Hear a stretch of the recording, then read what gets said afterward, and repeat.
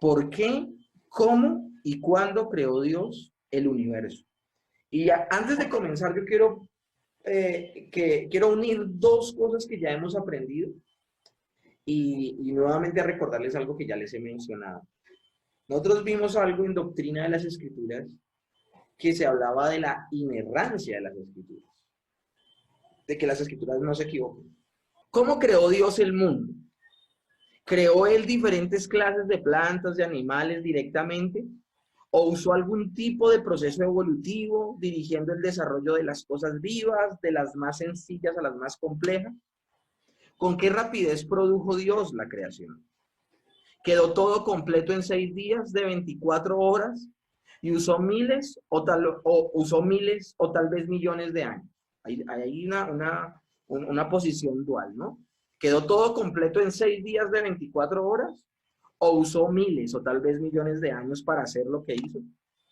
¿Qué edad tiene realmente la Tierra y cuál es la edad de la raza humana? Todas estas preguntas las vamos a responder en la clase de hoy. Ahora, no sé si vamos a alcanzar a verla toda hoy, pero hasta donde vayamos vamos a estar contestando algunas de estas preguntas. Entonces, vamos a leer la definición de la doctrina de la creación. Dios creó el universo entero de la nada, y el universo fue originalmente muy bueno, y Dios lo creó para su gloria. Aquí hay varias afirmaciones. La primera, Dios creó el universo entero de la nada. Va a ser el primer punto que vamos a abordar el día de hoy. Segundo, el universo fue originalmente muy bueno. Y tercero, Dios lo creó para su gloria. Se va a hacer como el esqueleto que vamos a estar viendo hoy. Entonces, Dios creó el universo de la nada. Y vamos a ver las evidencias bíblicas de la creación partiendo de la nada. Cuando hablamos de la nada, estamos hablando de que la creación de Dios es una creación ex nihilo, del latín ex nihilo, que significa de la nada. Cuando creó el universo, Dios no usó ningún material previamente existente. ¿Y por qué el Señor no usó ningún material previamente existente? Pues el Señor no usó un material previamente existente porque antes de que el Señor creara, pues no había nada. Así de sencillo. Entonces él no podía usar algo si no había nada. De hecho, ese término nada sí que se le complica la ciencia en poderle dar una razón a ese término, la nada. La nada es algo, mejor dicho, un misterio para la ciencia. Porque a veces uno se imagina la nada y uno se imagina una hoja en blanco, pero ya ese color blanco es algo. Entonces uno se imagina más bien entonces un cuadro negro, pero ya eso negro es algo. O sea, ¿cómo uno se imagina la nada? Aún imaginarse la nada es un camello. Entonces, el Señor crea de la nada todo. Génesis 1:1 dice, en el principio creó Dios los cielos y la tierra. Salmos 33, 6-9 dice, por la palabra de Jehová fueron hechos los cielos y todo el ejército de ellos, por el aliento de su boca. Y el verso 9 dice, porque él dijo y fue hecho, él mandó y existió. También hay evidencias en el Nuevo Testamento. Juan 1:3 dice, todas las cosas por él fueron hechas y sin él nada de lo que ha sido hecho fue hecho. Colosenses 1:16 dice, porque en él fueron creadas todas las cosas, las que hay en los cielos y las que hay en la tierra, visibles e invisibles, sean tronos, sean dominios, sean principados, sean potestades, todo fue creado por medio de él y para él. Y Hechos 4:24 dice, y ellos, habiéndolo oído, alzaron unánimes la voz a Dios y dijeron, soberano Señor, tú eres el Dios que hiciste el cielo y la tierra, el mar y todo lo que en ellos hay. Hechos 14:15. Y diciendo, varones, ¿por qué hacéis esto? Nosotros también somos hombres semejantes a vosotros, que os anunciamos que de estas realidades os convirtáis al Dios vivo, que hizo el cielo y la tierra, el mar y todo lo que en ellos hay. La Escritura habla sin ningún reparo en darle toda la gloria a Dios, que fue el que hizo todas las cosas, todo el universo. Hechos 17:24-25. El Dios que hizo el mundo y todas las cosas que en él hay, siendo Señor del cielo y de la tierra, no habita en templos hechos por manos humanas, ni es honrado por manos de hombres, como si necesitase de algo, pues él es quien da a todos vida y aliento y todas las cosas. Hebreos 11:3, por la fe entendemos, y este es uno de los textos más clave, por la fe entendemos que el universo fue tomado por la palabra de Dios, de modo que lo visible no provino de lo que se ve. Salmo 92 dice, antes de que naciesen los montes y se formase la tierra y el mundo, desde el siglo y hasta el siglo, tú eres Dios. Este pasaje de los Salmos, entonces nos deja ver claramente que antes no había nada y luego lo hubo todo. Solo Dios es eterno. Apocalipsis 4:11. Señor, digno eres de recibir la gloria y la honra y el poder, porque tú creaste todas las cosas y por tu voluntad existen y fueron creadas. Solo Dios es digno entonces por ello de adoración. Entonces, llegamos a la conclusión, mis hermanos, de que antes de que el Señor se dedicara a crear, ¿qué había? No había nada. De hecho, muchas veces nosotros nos detenemos y leímos Génesis 1:1 dice, en el principio Dios creó los cielos y la tierra.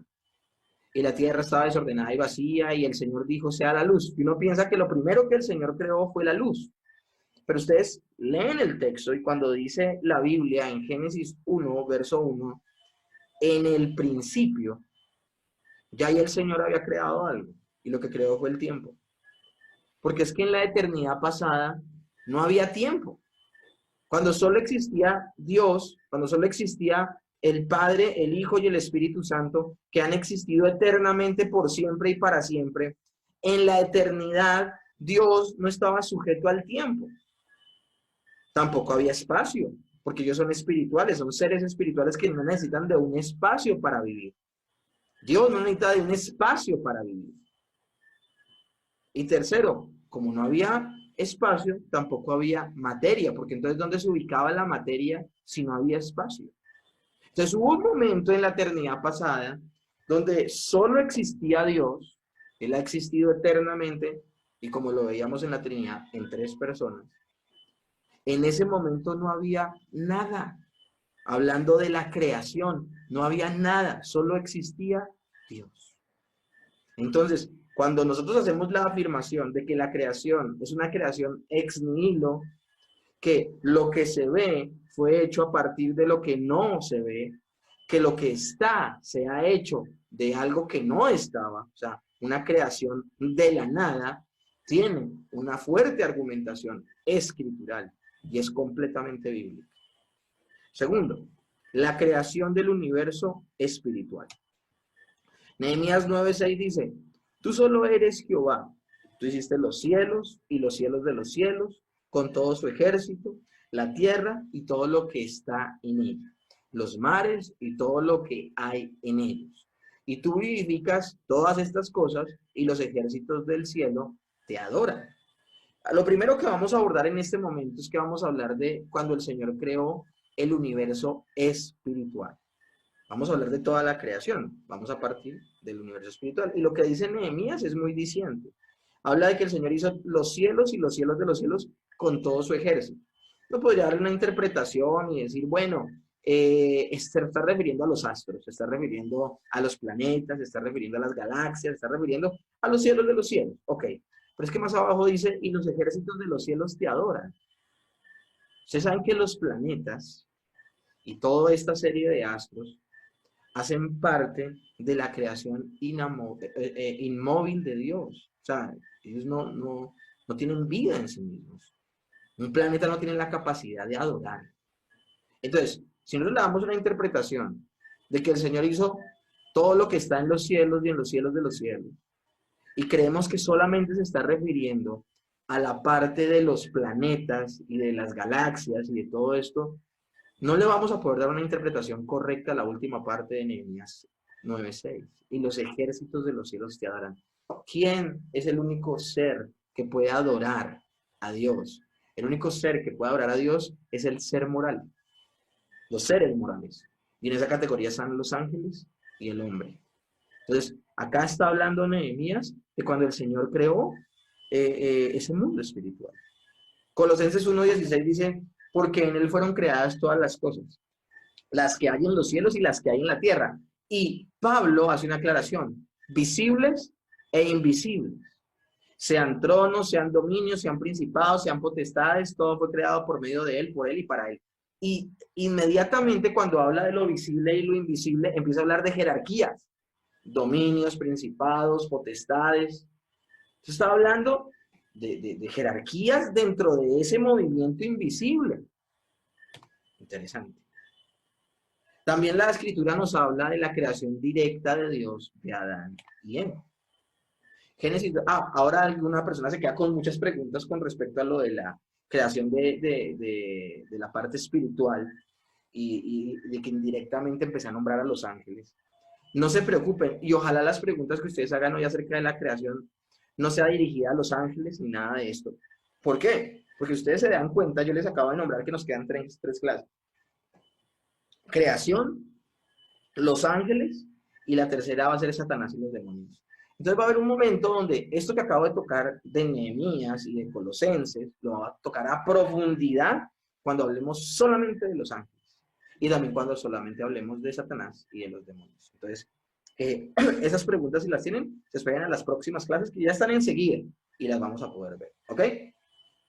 La creación directa de Adán y Eva. Génesis 2:7 dice, entonces Jehová Dios formó al hombre del polvo de la tierra y sopló en su nariz aliento de vida y fue el hombre un ser viviente. El hombre en particular no fue hecho de ex nihilo. El hombre fue hecho de material ya existente. No podemos tocar el tema, el término que algunos usan, preexistente. Porque es que hablar de un material preexistente en teología significa algo que existía antes de la creación. Nada existía antes de la creación. Nada. Absolutamente nada. La creación es una creación ex nihilo. Ahora, cuando hablamos del hombre y hablamos de que fue creado directamente, estamos hablando de que el hombre no fue hecho de la nada, sino que el Señor tomó un material y es el polvo de la tierra. Un material que en ese momento ya existía, porque es que el Señor creó los cielos y la tierra. Y en el sexto día crea al hombre, o sea que ya existía. Lo que pasa es que llevaba solo un par de días de existir, pero de ese material existente es que fue creado el hombre. Génesis 2, 21 al 22. Entonces Jehová Dios hizo caer. Ahora, ese es el caso de Adán. Pero también Eva es creado de un material ya existente. Entonces Jehová Dios hizo caer sueño profundo sobre Adán, y mientras éste dormía, tomó una de sus costillas y cerró la carne en su lugar, y de la costilla que Jehová Dios tomó del hombre, hizo una mujer y la trajo al hombre. Entonces, Adán de la tierra, Eva de la costilla, ambos fueron hechos de material existente en ese momento. En el Nuevo Testamento, Pablo reafirma la historicidad de esta creación especial de Eva a partir de Adán. Y aquí es donde viene lo maravilloso de la pregunta que les hice, porque Pablo aún en el Nuevo Testamento afirma que Génesis es un libro histórico. Primera de Corintios 11, del 8 al 9 dice, porque el varón no procede de la mujer, sino que la mujer procede del varón. Y tampoco el varón fue creado por causa de la mujer, sino la mujer por causa del varón. Está hablando aquí el apóstol Pablo, está hablando, usando una argumentación porque quiere hilar de esa manera para dar otra explicación. Pero su manera de argumentar es que toma los hechos de Génesis como hechos históricos. La creación del tiempo. Antes de la creación, el concepto de tiempo que nosotros concebimos no existía. Salmo 92 dice, antes de que naciesen los montes y formasen la tierra y el mundo, desde el siglo y hasta el siglo, tú eres Dios. Primera de Pedro 3:8 dice, mas, oh amados, no ignores esto, que para con el Señor un día es como 1000 años y 1000 años como un día. O sea, para el Señor es lo mismo poquito tiempo que nada, o mucho tiempo. ¿Por qué? Porque a Él no le afecta el tiempo, Él trasciende al tiempo. Dios creó el tiempo y por haberlo creado es Señor del tiempo. La obra del Hijo y del Espíritu Santo en la creación. Entonces, ¿qué le podemos otorgar al Padre? ¿Qué le podemos otorgar al Hijo? ¿Y qué le podemos otorgar al Espíritu Santo? Juan 1:3 habla, todas las cosas por Él fueron hechas y sin Él nada de lo que ha sido hecho fue hecho. Hebreos 1:2. En estos posteriores días nos ha hablado por el Hijo, a quien constituyó heredero de todo y por quien asimismo hizo el universo. Entonces, ¿quién obró? ¿Quién operó? ¿Quién llevó a cabo la orden? Dice la palabra, y dijo Dios, sea la luz. ¿Pero quién hizo la luz? La orden la da el Padre, pero su ejecución la ejerce el Hijo. Colosenses 1:16, porque en Él fueron creadas todas las cosas, las que hay en los cielos y las que hay en la tierra, visibles e invisibles, sean tronos, sean dominios, principados, todo fue creado por medio de Él y para Él. Entonces sería aquí muy bueno y muy interesante meditar en este versículo, Génesis 1:12. Y la tierra estaba desordenada y vacía, y las tinieblas estaban sobre la faz del abismo. Y aquí es donde está la preciosa presencia del Espíritu Santo. Y el Espíritu de Dios se movía sobre la faz de las aguas, sustentando, gobernando, preservando. Desde el mismo inicio de la creación, Dios, a través de su Espíritu, ha sustentado, ha gobernado y ha preservado. Entonces, vemos la tarea del Padre, la orden, la ejecución del Hijo, pero la sustentación, el gobierno y la preservación de toda la creación y de todo lo que hablábamos anteriormente en clases, como la providencia de Dios, está el Espíritu Santo allí presente. La creación es distinta de Dios y a la vez dependiente de Dios. Y esto es muy importante tenerlo en cuenta. Eso ya lo habíamos tocado al principio de esta doctrina de Dios. Dios es trascendente a su creación, pero también Dios es inmanente a su creación. Sí, es verdad. Dios está muy por encima de la creación, pero su creación depende de Él. Entonces eso es bien importante tenerlo en cuenta. Job 12:10 dice, en su mano está el alma de todo viviente y el hálito de todo el género humano. Hechos 17:25-28, pues Él es quien da a todos vida y aliento y todas las cosas. Porque en Él vivimos, nos movemos y somos. Y Hebreos 1:3 dice, y quien sustenta todas las cosas con la palabra de su poder. Efesios 4:6 dice, un Dios y Padre de todos, el cual es sobre todos y por todos y en todos.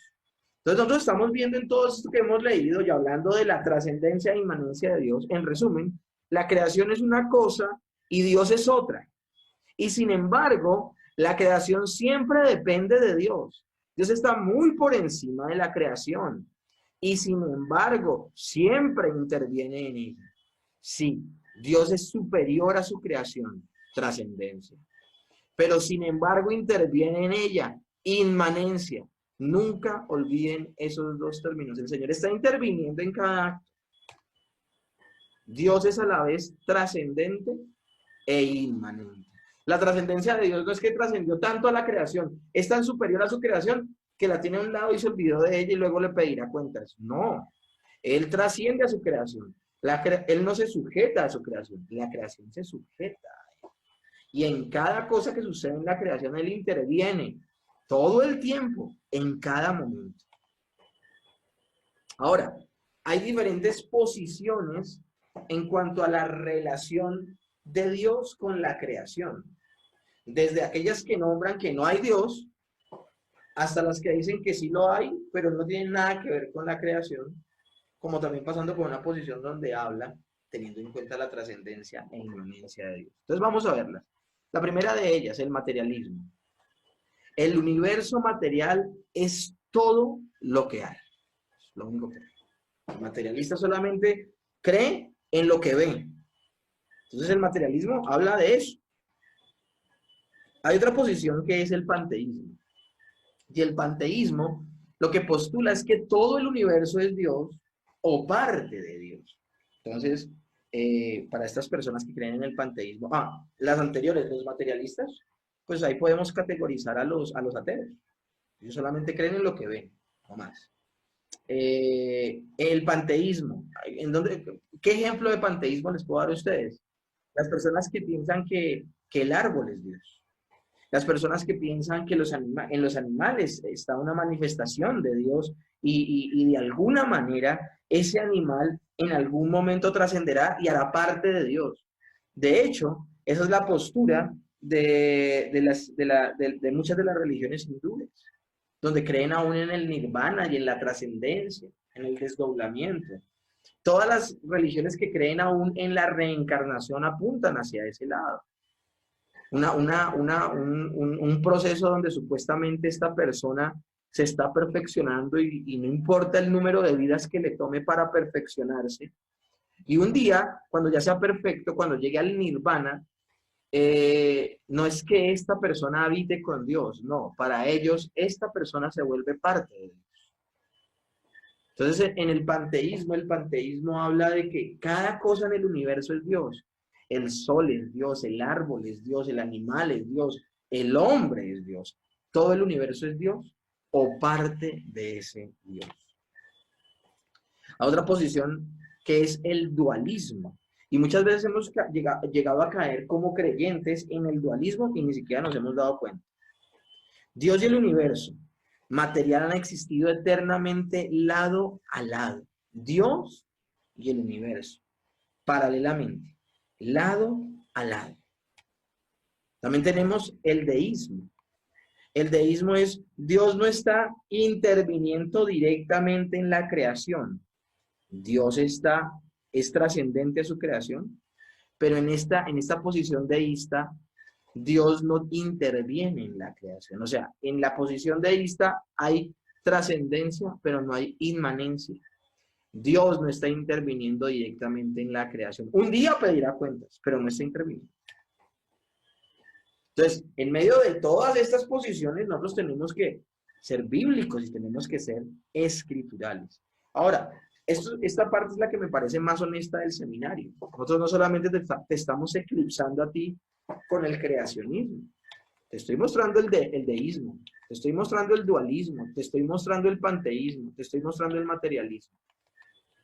Como seminario estamos siendo honestamente, intelectualmente honestos, estamos siendo, porque estamos mostrando otras posturas que tienen las personas acerca de esta parte de Dios, desde las que solo creen que existe la materia y son ateos, hasta aquellas que pasan por el creer que son ellos y Dios y todo el universo uno solo, o que paralelamente existe el universo y Dios, o que sencillamente Dios se desentendió de todo y algún día pedirá cuentas, pero no está interviniendo. Somos nosotros responsables de lo que está sucediendo aquí, pero no hay soberanía de Dios, solo hay responsabilidad humana. Eso es interesante, el deísmo, porque hay muchas personas que pueden, ignorando su fe cristiana bíblica, hay muchas personas que pueden ser deístas. Hay muchas personas que solamente creen en que lo que pasa en el mundo es responsabilidad de los seres humanos y ya, y un día el Señor nos pedirá cuentas. Pero no, ya hemos visto soberanía y providencia y nos hemos dado cuenta que el Señor interviene activamente en todos los sucesos que han, valga la redundancia, sucedido desde la creación del mundo hasta el día de hoy, su inmanencia. Y estábamos viendo también cómo Él colaboraba, cómo cooperaba con que todo lo que tenía que suceder sucediera con su decreto. Pero entonces hay muchas personas que pueden ser al día de hoy, se autodenominan cristianas y todo esto bíblicas, y pueden ser deístas. Solamente creen en la parte en que el universo es responsable de sus actos, y un día Dios vendrá a pedir cuentas, pero no está actuando en el mundo. Alguien puede ser deísta y ni siquiera se había dado cuenta. Otro punto que vamos a estar viendo hoy es Dios creó el universo para que muestre su gloria. Ese es el punto. Porque muchos se han desviado en otras religiones, creyendo que el Señor quedó tan eclipsado con su propia creación, que ahora vive Él en función de su creación. No, no, no, no, no, no. La creación siempre ha vivido en función de su creador, no al contrario. Isaías 43:7, todos los llamados de mi nombre, para gloria mía los he creado, los formé y los hice. Salmo 19 del 1 al 2, los cielos cuentan la gloria de Dios y el firmamento anuncia la obra de sus manos. Un día emite palabra a otro día, y una noche a otra noche declara sabiduría. Apocalipsis 4:11, Señor, digno eres de recibir la gloria y la honra y el poder, porque tú creaste todas las cosas, y por tu voluntad existen y fueron creadas. ¿Qué muestra entonces la creación en cuanto a Dios? Nosotros lo tocamos cuando hablamos en Doctrina de las Escrituras y hablábamos de la revelación general. ¿Qué muestra entonces la creación en cuanto a Dios? Jeremías 10:12, el que hizo la tierra con su poder y el que puso en orden el mundo con su saber y extendió los cielos con su sabiduría. Romanos 1:20, porque las cosas invisibles de él, su eterno poder y deidad, se hacen claramente visibles desde la creación del mundo, siendo entendidas por medio de las cosas hechas, de modo que no tienen excusa. Y creo que Romanos es completamente diciendo, porque las cosas invisibles de él, es decir, algo del carácter de Dios, como también su eterno poder, que es la omnipotencia, y el hecho de que es un Dios, de que es Dios, se hacen visibles desde la misma creación. Entonces, la gente al ver la creación puede creer que existe un Dios y que es un Dios poderoso, que trasciende a su creación, porque tenía que ser así para poder crear el universo. Tenía que estar por encima de las leyes que él mismo estableció, que es una postura que están teniendo al día de hoy muchos científicos. Muchos científicos al día de hoy se están inclinando por algo como el diseño inteligente, el ajuste fino y algunas posiciones que vimos en apologética cuando vimos doctrina de las escrituras.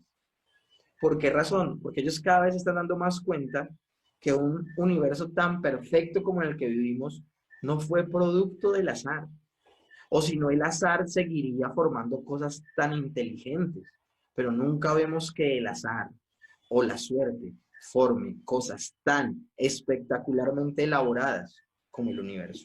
Entonces, sencillamente, inexorablemente, ellos han tenido que moverse de su posición y creer que un ser inteligente creó el universo. Lo vemos en Romanos capítulo 1. Su gran poder, su sabiduría son claramente visibles. La otra vez veía en Nat Geo un programa acerca del ojo humano y empecé a ver todo lo que forma el ojo humano y no, o sea, una cosa increíble, o sea, habla de que en cierto momento de la gestación del bebé, el globo ocular empieza a crecer y cómo millones de cables de un ojo se tienen que conectar con otros millones de cables milimétricos y que esos cables se unen entre sí y que si se llegan a desconectar puede quedar uno de esos ojos sin ver. Maravilloso que la piel humana no tiene el huequito de los ojos, sino hasta que el globo ocular crece. Y crece de tal manera que se rasga la piel, pero es un rasgado no accidental, es un rasgado con tal propósito que le dio la forma a tus ojos. Ahora, hay algo en tu cráneo que ya le da cierto, es la cuenca de tu ojo, pero ese rasgadito de tus ojos no es accidental. Es como el mismo dedo de Dios haciéndote los ojos. Al crecer el ojo, se abre paso entre la piel se rasga y nace en tus ojos. Una cosa, y acá podemos hablar también de cada uno de los sistemas, del sistema nervioso, del sistema circulatorio, de cada una de las partes, el aparato digestivo, en fin.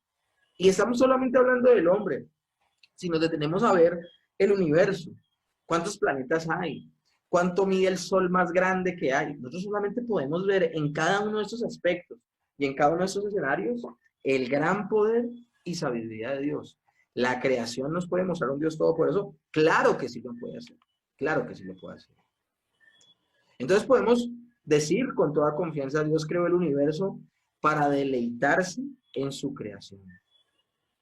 Nosotros vemos aún en el universo y vemos en la creación del Señor gente que es maravillosa en la música, gente altamente inteligente como Einstein, personas que tienen dones en el arte, en el deporte, en cada una de las disciplinas maravillosas que pueden haber en el género humano. Y acá yo me quedo corto en hablarles, pero ¿cuántos dones, cuántos talentos hay en las personas maravillosas? ¿Ustedes creen que Dios no se deleita, como lo llama Santiago, en esa multiforme gracia de Dios? Claro que el Señor se deleita.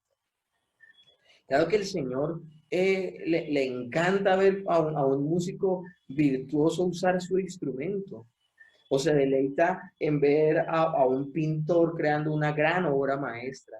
O un arquitecto haciendo una gran obra arquitectónica. Yo vuelvo aquí a tocar el tema de cuando hablemos de esto del cielo, ya habré tocado tanto ese tema.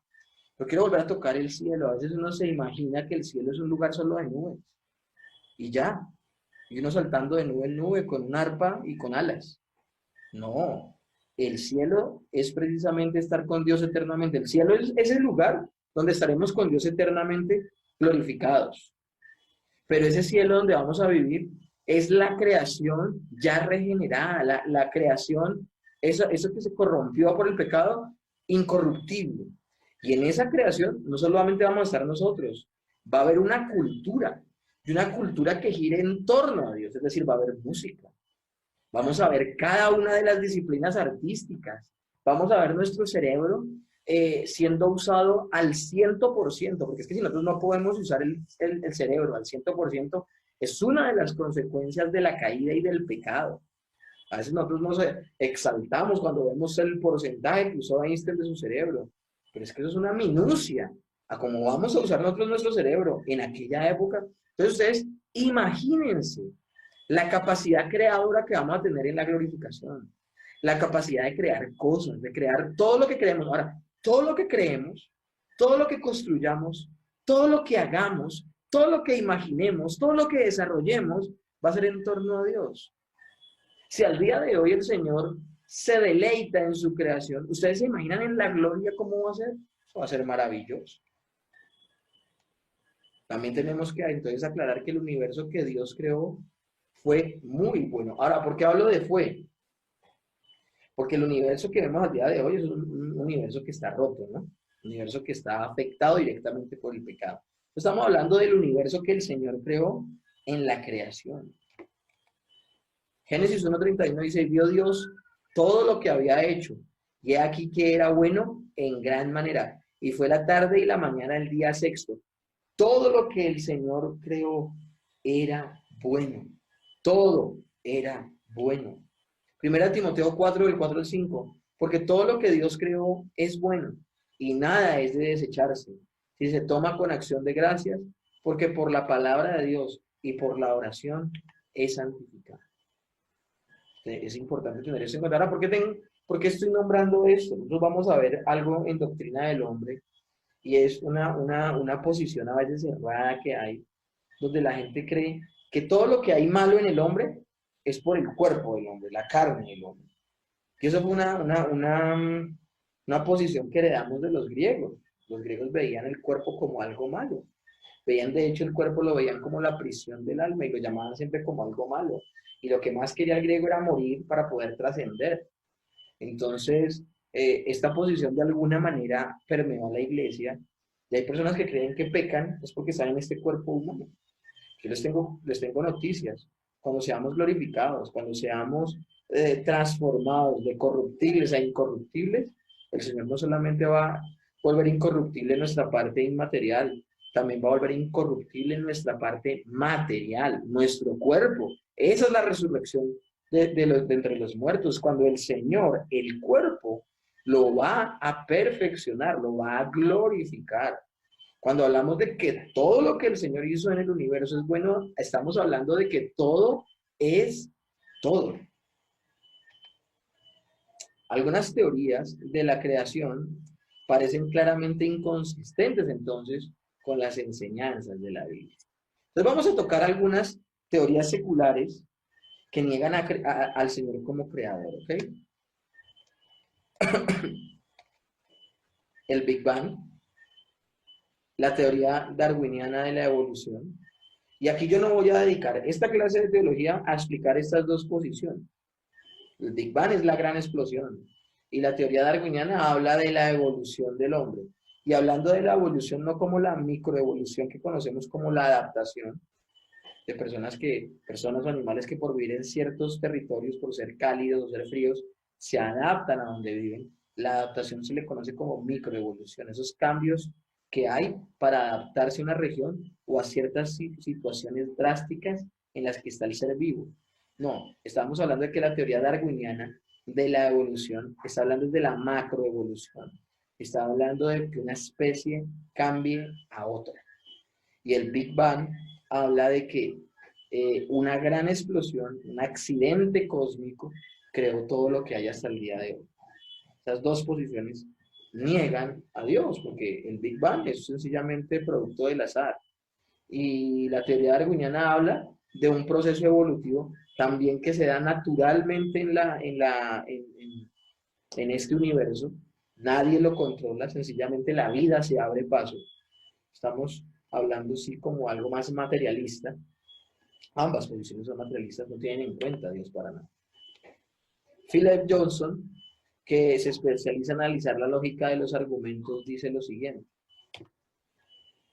que un organismo vivo surgió al azar de un caldo prebiótico es tan probable como si un tornado que barre un lote de chatarra pudiese ensamblar un Boeing 747 de los materiales de ese lote. El ensamble por casualidad es simplemente una manera naturalista de decir milagro.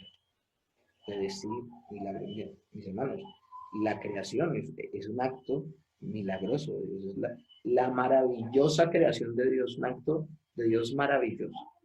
Ahora, una pregunta que es muy recurrente en los mismos creyentes: ¿cuál es la edad de la Tierra? Hay dos opciones: que la Tierra es vieja, 4.500 millones de años. 4.500 millones de años. A otra posición, de que la Tierra es joven y que debe tener de 6.000 a 10.000 años. Los días del relato bíblico son periodos largos de tiempo. Y es allí donde muchas personas unen. Quiero que entendamos, que hilemos bien. La edad de la Tierra, hay dos posiciones: una Tierra vieja y una Tierra joven. Y son dos posiciones que hay aún dentro del mismo cristianismo. No estoy hablando solamente de la gente que cree en el Big Bang o que cree en la evolución, no. Porque es que hay personas que en su afán de como reconciliar la Biblia con supuestamente eventos físicos y descubrimientos que han habido, al conciliar, forzan la cosa, la fuerzan. Y hay mismos creyentes que creen que la Biblia que la Tierra tiene millones de años. Entonces ahí ya les estoy dando como a conocer más o menos cuál es la posición escritural. Y las personas que creen que la Tierra tiene millones de años, entonces le dan una lectura a los días del relato bíblico como periodos largos de tiempo. De hecho, con facilidad toman el texto de Pedro donde dice: para Dios un día son como 1.000 años y 1.000 años como un día, y de una vez lo adaptan acá. Y eso es sacar el texto de su contexto. Ese texto está hablando de la paciencia de Dios. Está hablando de cuán paciente es Dios para esperar que la gente se arrepienta. No está hablando de tiempo cronológico. Pero hay gente que toma el texto a la ligera y dice: ah, no, para Dios un día es como 1.000 años y 1.000 años como un día. Entonces los días de la creación no son 6 días o 7 días de 24 horas, sino son miles de años. Porque como para Dios es lo mismo 1.000 que 1, entonces dan esa interpretación. Y dentro de esa explicación de que cada día son largos periodos de tiempo, entonces se llega a declarar que Dios usó la evolución para llegar a la perfección de lo que creó. A esto se le conoce como evolución teísta. Entonces el Señor usó, y hay gente que se para y empieza a hablar, y coge el Big Bang, y empieza a hablar de cada uno de los eventos que supuestamente sucedieron en el Big Bang, y como la gran explosión lo primero que produjo fue luz, pues ahí está, fue la luz.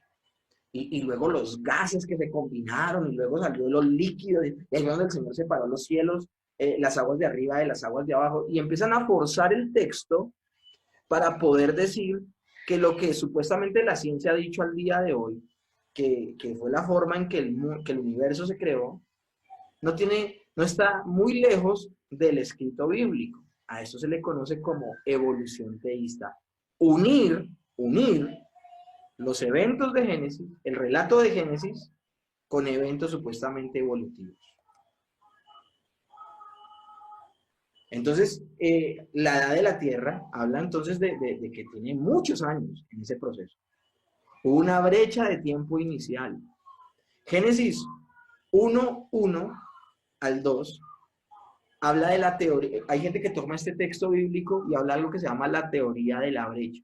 Ya cerrando el tema de la evolución teísta, ahora vamos a hablar de otra posición. Es la posición que se llama la teoría de la brecha. ¿Y cuál es la teoría de la brecha? Génesis 1:1 al 2 dice, en el principio creó Dios los cielos y la tierra estaba desordenada y vacía, y las tinieblas estaban sobre la faz del abismo, y el Espíritu de Dios se movía sobre la faz de las aguas. Esta posición habla de que para la gente no es muy, hay gente que lee la Biblia y para ellos no es muy coherente que el Señor hable en Génesis 1 de que en el principio creó Dios los cielos y la tierra, pero que en el verso 2 Él diga, y la tierra estaba desordenada y vacía. Ellos no ven coherencia en que el Señor diga, primero creó los cielos y la tierra, y luego estaba desordenada y vacía. Y las tinieblas estaban sobre la faz del abismo, y el Espíritu de Dios se movía sobre las aguas. Entonces ellos introducen una idea en el texto. Algo sucedió entre el versículo 1 y el versículo 2. Ellos van aún más lejos. Ellos dicen, es que entre el verso 1 y el verso 2 fue la caída de Satanás. Y la caída de Satanás fue tan terrible que el Señor ya había organizado todo, pero cuando cayó Satanás, desorganizó todo y al Señor le tocó volver a crear. Y me parece una posición temeraria, porque es una posición que no tiene ningún asidero escritural ni bíblico. No tiene ningún asidero escritural. Ellos unen textos como, yo vi caer a Satanás del cielo como un rayo. Y dicen, claro, ahí, cuando cayó como un rayo fue que desorganizó esto. Y al pobre Señor le tocó otra vez volver a organizar la casa. No. Son posiciones que hay que nombrar. Vuelvo y les repito, nosotros no estamos acostumbrados como seminario solo a eclipsarlos con el creacionismo, sino que les vamos a mostrar otras posturas que han declarado o que han postulado y que por esa razón es importante que ustedes las vean y que vean su falta de aporte o de apoyo escritural. Entonces, la edad de la tierra. El gran diluvio causó daños catastróficos que parecen evidencia de una tierra antigua. Es que a veces a nosotros se nos olvida lo categórico que fue el diluvio universal. Hay gente que ve el Gran Cañón y ve el Gran Cañón y ve, es que yo no he ido al Gran Cañón, pero le he preguntado a personas que han ido al Gran Cañón y ellos me dicen, en el Gran Cañón tú te sientes como una hormiga, o sea, es una cosa loca. O sea, los abismos que hay allá, las montañas que tú ves, y creer que en algún momento, porque las evidencias que hay, es que todo ese Gran Cañón estuvo alguna vez inundado y que precisamente esas inundaciones fueron las que causaron el Gran Cañón. A la gente a la única conclusión que llegan algunas personas es que el Gran Cañón fue con el paso de miles de millones de años. Pero esas personas no tienen en cuenta lo cataclísmico que fue el diluvio universal. De hecho, el término para hablar de diluvio en el original se usa esa palabra, cataclismo.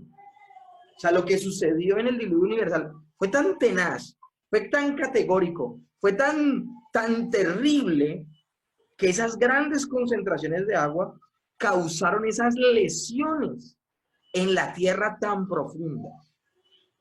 Lo que se cree es que en el diluvio universal, eso lo hablaba yo en Tipología Bíblica 8 días atrás, se cree que cuando la Biblia dice que llovió, se abrieron las compuertas del cielo y empezó a llover, y también dice que se abrieron los abismos de la tierra y fluyó de ellos agua.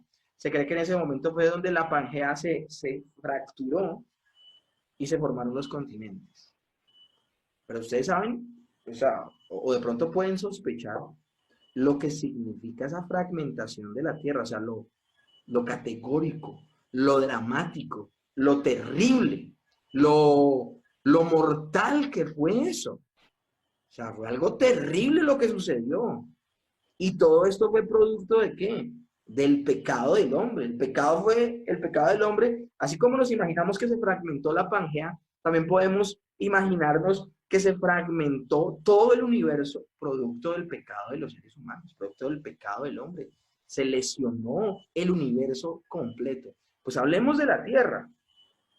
Hay lugares de la Tierra donde parece que millones de años hubiesen pasado por allí, pues que la gente ignora lo riguroso, lo trágico, lo garrafal que fue ese juicio que hubo en el diluvio. Y sencillamente lo que estamos viendo es la mano de Dios pasando con ira por la creación que él mismo había creado. El gran diluvio causó daños catastróficos que parecen evidencias de una tierra antigua, pero que no lo es. Entonces, ¿cuál es la edad de la tierra? Entonces, nosotros debemos tener en cuenta algo y tenemos que descartar completamente la idea de la evolución teísta. Eso no fue que el Señor, y miren, se lo digo, con tristeza a mí me enseñaban eso en el colegio, en primaria. En primaria, una misma profesora nos dictaba biología y la misma, y se llamaba ciencias naturales, y la misma profesora nos dictaba religión. Y ella no sé si es que ella de pronto nos subestimaba como estudiantes o qué, pero en ciencias naturales nos decía que veníamos del mono, y en religión nos hablaba que el Señor creó al hombre. Entonces yo levanté la mano y le pregunté en religión cuando estaba diciendo eso, yo no era nada religioso en esa época. Entonces yo levanté la mano por curiosidad y le dije, ¿y entonces Adán qué? O sea, si el Señor creó a Adán, entonces el mono. Y la respuesta que ella dio fue muy chistosa. Ella me dijo, es que Adán fue el primer mono evolucionado. Esa posición de ella es evolución teísta. Chistosa, pero evolución teísta. Ahora es una caricatura lo que ella estaba diciendo, una respuesta completamente irresponsable para un estudiante. Pero de alguna manera eso es la evolución teísta, tratar de decir que ese mundo perfecto que el Señor luego dijo que era bueno en gran manera, eh, fue producto de miles de millones de años, está mal. Y no solo está mal por el hecho de que la Biblia nos señala que el Señor crea árboles con fruto, que el Señor crea los animales y le dice a Adán que les ponga nombre, sino que también la palabra de Dios dice, y fue la tarde y la mañana un día. O sea, la misma escritura nos está hablando de días de 24 horas. La misma escritura nos está hablando de días de 24 horas. 12 horas de día y 12 horas de noche. Los mismos días de aquella época son los mismos días de hoy. Que la gente ha tenido un calendario diferente y le ha dado otras proporciones al tiempo es distinto, pero el tiempo siempre ha sido el mismo en esa época y ahora. Por eso la Biblia dice cuando vino el diluvio universal, el pacto que hace Dios con Noé es que no va a volver a ir la tierra con agua, y el pacto que dice que no cesará la siembra y la cosecha, el día y la noche. Y lo que está diciendo el Señor a Noé es que los fenómenos naturales que Él creó desde el principio no van a ser distintos al final cuando la tierra se acabe y se ha transformado en una nueva tierra. Los fenómenos naturales siempre van a ser los mismos. Entonces, cuando la palabra de Dios dice, fue la tarde y la mañana un día, o la mañana y la tarde un día, está hablando de días de 24 horas. Y si está hablando en días de 24 horas, ojalá puedan hacerlo hoy o en esta semana, vuelvan a leer Génesis 1 y 2. Y van a darse cuenta que Génesis 1 y 2 relata todos los eventos que el Señor hace en un día. Entonces en el día 1 hizo esto, en el día 2 hizo esto, en el día 3 hizo esto. Pues si la Escritura dice que en el día 6 Él creó a los animales terrestres y creó al hombre, quiere decir que en un lapso de 24 horas el Señor creó a los animales terrestres y a los seres humanos. No fue el producto de una evolución, sino fue el producto de crearlos por el dicho de su boca. El Padre da la orden, el Hijo lo ejecuta y el Espíritu Santo lo afirma, lo sostiene, lo sustenta. Entonces, eso es lo que sucedió. La tierra fue creada entonces en ese orden de ideas con apariencia de edad. Cuando la Biblia dice que Dios creó a Adán, lo creó como un hombre maduro físicamente para poder reproducirse. Adán no tuvo que esperar 10 años a pasar por la pubertad y luego llegar a la adultez y ahí sí tener algo con Eva. No, tanto Adán y Eva fueron creados en una edad adulta donde fueran capaces de reproducirse y cumplir el mandato de Dios. El Señor no creó solo una semilla de manzana que botó en la tierra y esperemos a que crezca, no. El Señor creó árboles con apariencia de edad. El Señor creó montañas con apariencia de edad. Él creó el mar como era ya el mar. El Señor creó las cosas como iban a ser. No tuvo que pasar un proceso para que fueran como deberían ser. El Señor creó las cosas como debían ser. Entonces no hay un proceso, no existe un proceso de evolución o de espera. Y por esa razón es que la Tierra no es tan vieja.